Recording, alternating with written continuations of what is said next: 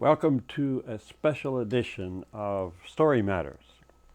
This is a unique opportunity to bring together those storytellers who in the fall made a presentation on memories of downtown. It was created at a time when the town was engaged in discussion and action on a town plan for the future. Part of the emphasis of the stories and the emphasis also of the town plan have to do with downtown places and people and special events, but also have to do with places such as the Frog Hollow, Mill Street, Bakery Lane, and Shannon. So we are pleased that we have these four storytellers with us during the course of this time to recount these stories and to help us understand this time when Middlebury was back in the day. So I want to start with our friend Dick Thodal, who has been director of MCTV for 28 years, now retired, doing lots of things of excitement and venture. So Dick, please join us and tell us your stories. I'm going to tell a few stories about Bakery Lane because I've spent, as Len said, I spent 28 years up here in the library. But prior to that, I had a job. As a matter of fact, it was one of my first summer jobs. It was a couple of years after my family moved to Middlebury. I got a dream job for a 14-year-old car nut. I got a job at Buddy Butterfield's mobile station, which was right about where the town offices are now. And a lot of people remember Paul Steele Mobile, and prior to that, Ted Novak's Mobile. But even before that was Buddy Butterfield's Mobile. And there were two gas stations right here downtown. There was Buddy's Mobile Station, and then across the street was Moose Provence's Esso Station, where the Otter Creek Bakery is now. And so this was the summer of, I believe it was 63. I was 14 years old, and my job was to work for Horace Loomis, who was the manager of this big yellow building, which was torn down before Ted Novak's Mobile came in. And so my job was to pump gas and do lube and oil changes on the cars when they came in. And a lot of the cars that would come in, we'd park them in the lot, which I'd say is now about where part of the roundabout is. And back then, at that time, there was sort of a precursor to the roundabout, which was the dummy. And that was just a pylon that was up in the road, and people could drive around that if they wanted to do a U-turn. But part of my job was to go down down in the area which is the library parking lot. And at the time, was just kind of a muddy area with the remnants of an old bowling alley and auto body down there. And we would park the cars down there and then bring them up and drive them over the pit to do the lube and oil changes on it. And so being 14 years old, I wasn't really a legal driver, even though I did have a learner's permit. So it was a big adventure for me to drive by myself up Bakery Lane and around into the pit and then back down into the pit. But so that was sort of my first employment here, that had Bakery Lane in the background. And then fast forward to 1990, and at that time I was a part-time employee of MCTV, and we negotiated with the library for MCT to move from the high school up here on the third floor of the library, which I have always felt was just a great collaboration to move us from the high school into the library. So for 28 years, I've worked up here right where I'm sitting now, and there were all kinds of things that went on, and I spent a lot of time up on the roof of the library, taping parades. We with the whole building of the Cross Street Bridge, covering all of the construction and down below. So there was a lot happening down in there. But one particular day that I remember, it was sometime in the late spring. Now I can't remember even exactly which month or which year. We had the window open out to the back of the lot, and I was doing some kind of paperwork in the back room, and this guy Vinny, who used to do stuff up here, came in and he goes, "Hey Dick, you better get your camera because something just happened to the train." And so I grabbed a camera and I went down the stairs and I looked, and there was the train laying over on its side, and there were little fires burning.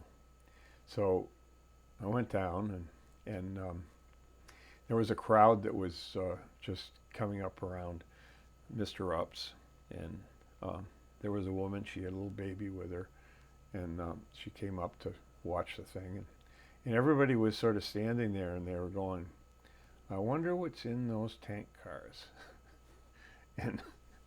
and so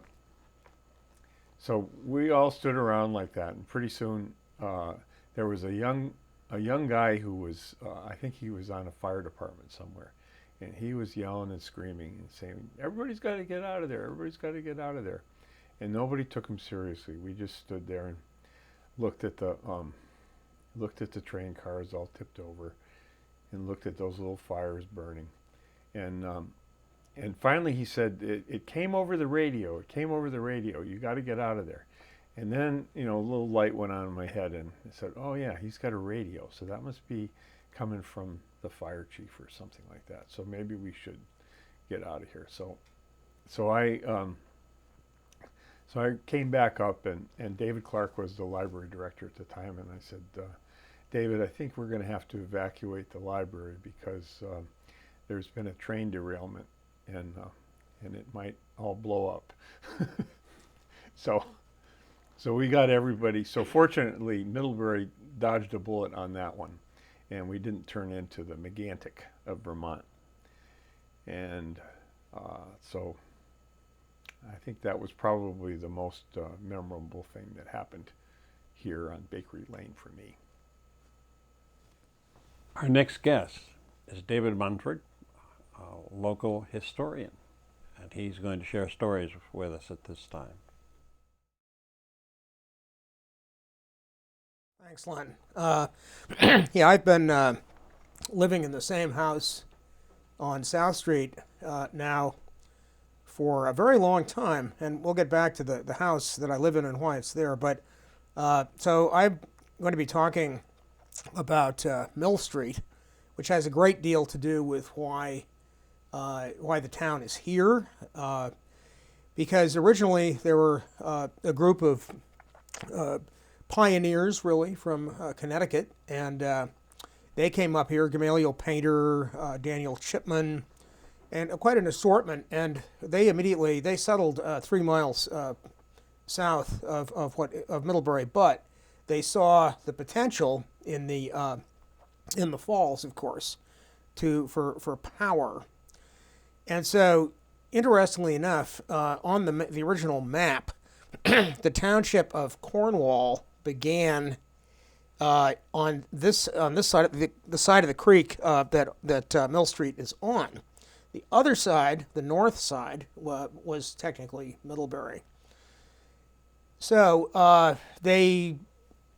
Gamaliel Painter and company, built some mills. There were a family called the Foote family that were on the Cornwall side, and they built mostly sawmills, whereas Gamaliel Painter, excuse me, was more into grist mills and so forth. So everything was going along pretty smoothly until, of course, the Revolutionary War came along, and then the governor of Canada Guy Carlton got together a big raid.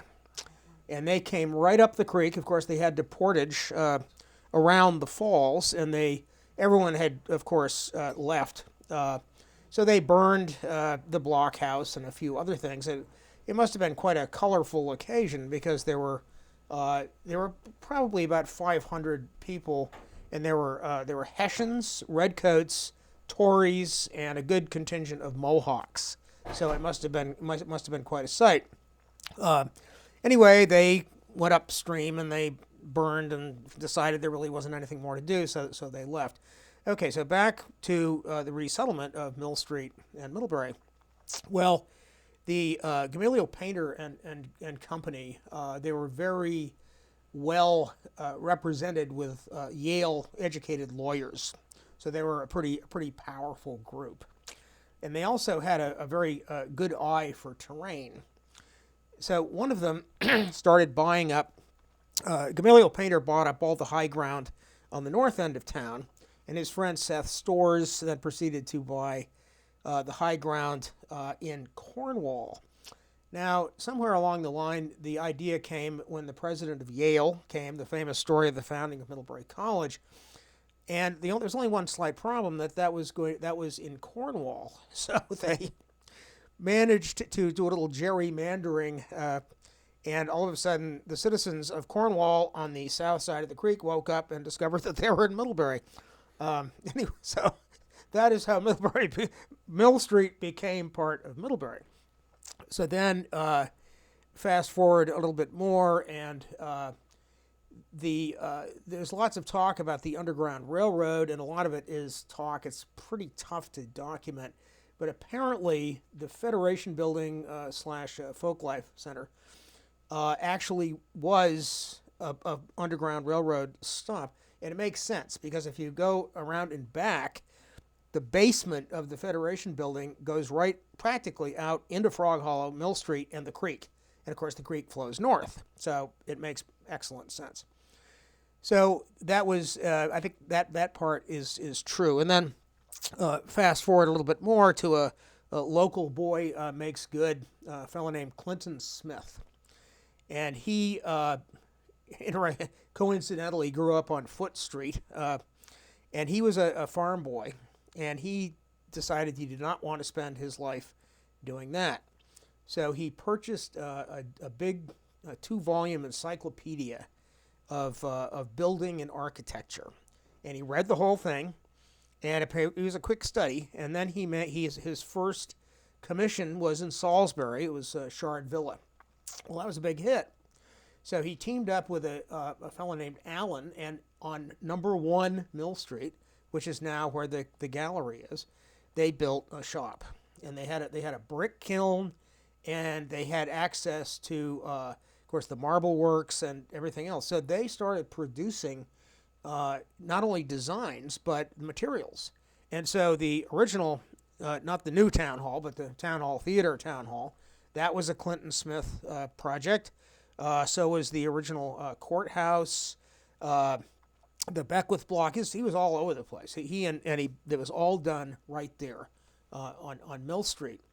He eventually went on to work for the federal government. Oh, also the Methodist Church was his production as well. So almost everything in those buildings came right out of number 1 Mill Street. So then bringing it up to we're intentionally Dick and I decided not to tell stories about the famous bar room, the alibi was on Mill Street, but that's a separate series of stories unto itself. So suffice it to say that there's also, if you go down Mill Street and up the other side toward Waybird Street, there is the Henry Sheldon boarding house. And so this was, I don't know, this was probably in the late 1980s that a friend of mine was down in there, and he specialized in foundations. So they were down in the foundation of the Sheldon house, and the only way you could get in was by going through the house itself and then down. So there was no door at that point from the basement out onto Mill Street. And they were down in there working away. And one of them said, well, he said, one of the crew members said to my friend, who was the foreman, he said, I'm getting kind of old. I don't think I'm going to be able to work this summer. This is it. And this was like May.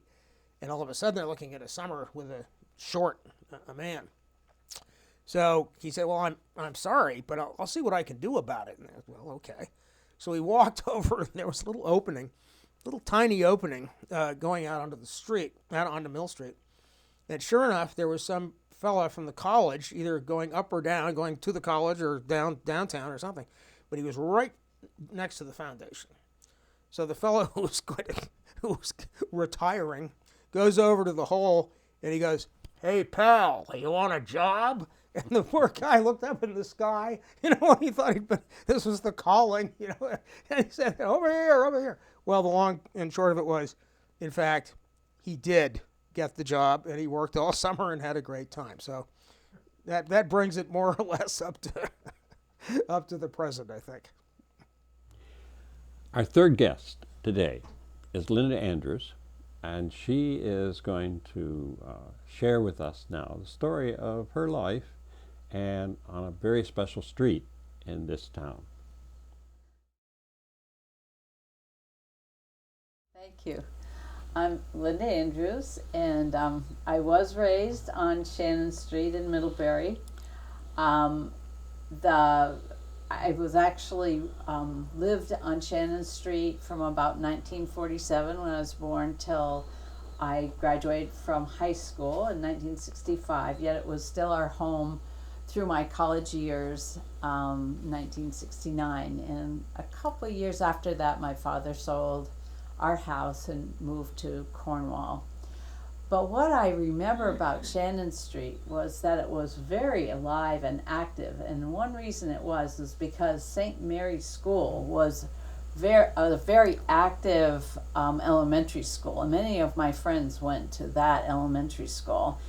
And they had a jungle gym, they had teeter-totters, they had a field that they flooded in the wintertime and made an ice rink. The softball teams were all there. There's a big softball field. It was a very active school, and it was really exciting to be raised by that school. And they offered the town the basement of St. Mary's, where we had remember having brownie meetings and Girl Scout meetings in the basement of St. Mary's.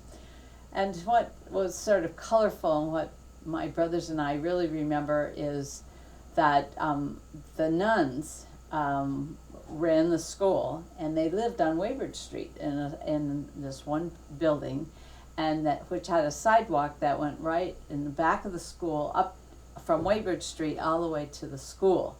And every morning they would walk 2 by 2 up to the school in their habits, in their black and white habits. It was a lot of fun to watch from our window on Shannon Street. And the nuns also loved to skate. So at nighttime, when no one's around, but we could see from our house, we watched the nuns skate in the moonlight on that ice rink. So that was a memory that my brothers and I have and we'll never forget. The other thing about College Street is that we did have some businesses there. The house that I was raised in was a single house with a garage, and my father was a local doctor, general practitioner, Dr. Andrews, Dr. B.J. Andrews, and he actually took down that single garage, made a double garage, and then built an office. His office was there. And then right next door to us, as you head up toward the college, was the Gees. And the Gees, Mrs. Gee had her own salon, and downstairs her husband had a TV repair store. And we were very close with the Gees. We were, sometimes they would give us a ride to school, but most of the time, because of our location, we walked to school. The elementary school is now the Twilight building of the college, and I started there in elementary school, walked there. Then Mary Hogan was built, and I walked there, or rode my bike. and then MUHS was built, and I would also be able to walk there and ride my bike, and sometimes we'd sneak across railroad trestle to go to Middlebury Union High School. But we were walking there, so it was just a really nice location.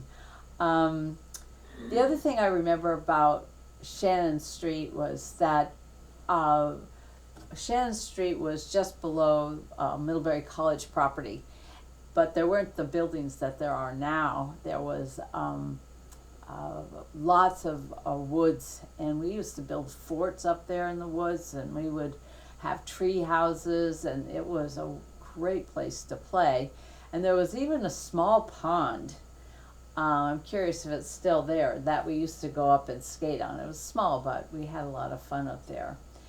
So, I feel really fortunate to have been raised on Shannon Street. Oh, for one other reason I liked it is a lot of my friends were on Wayward Street and up and down Wayward Street. So all of us kids had bicycles, and we were always traveling in Shannon and Wayward Street, and it was a really hubbub of kid activities, and it was just a great place to be raised. So I think that's about all I really remember about Shannon Street, but I'm feeling very fortunate that I got to be raised on that street. Great memories. And we want to thank Linda and Dick Thodal and David Munford for sharing these tales about our town. And we want to say that these kind of stories about our life and about our community are very important to Middlebury Community TV, because we have a responsibility for archiving and for caring for the life of our community in words and pictures and stories. And so if you have tales that you would like to hear and share, please contact us at the office, and we will be glad to continue to reach out, and together we claim the life and joy of the community throughout all of its ages, back in the day and in this day and for the future. Thank you for watching.